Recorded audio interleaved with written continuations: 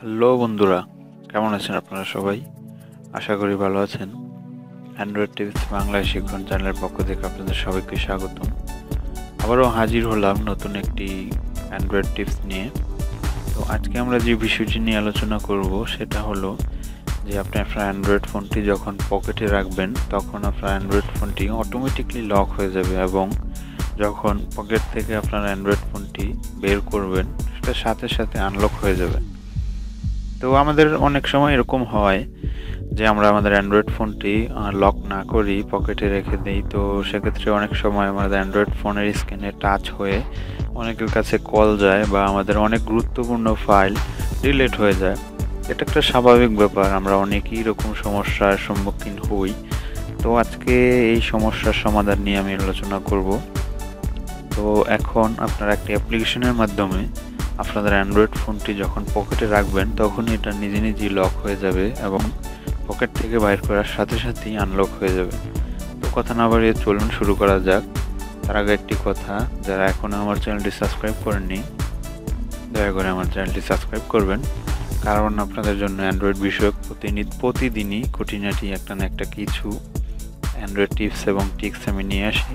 তো আমার চ্যানেলে আপডেট পেতে তো এখনই আমার চ্যানেলটি সাবস্ক্রাইব করুন। তো কথা না বেরিয়ে চলুন শুরু করা যাক। প্রথমে প্লে স্টোরে যাবেন।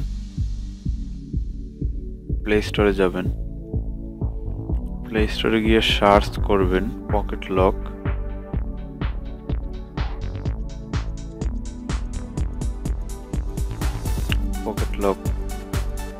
এটাকে সার্চ করলে যে প্রথম যে অ্যাপ্লিকেশনটি এসেছে পকেট লক, এই অ্যাপ্লিকেশনটি আপনারা এখান থেকে ডাউনলোড করে নেবেন।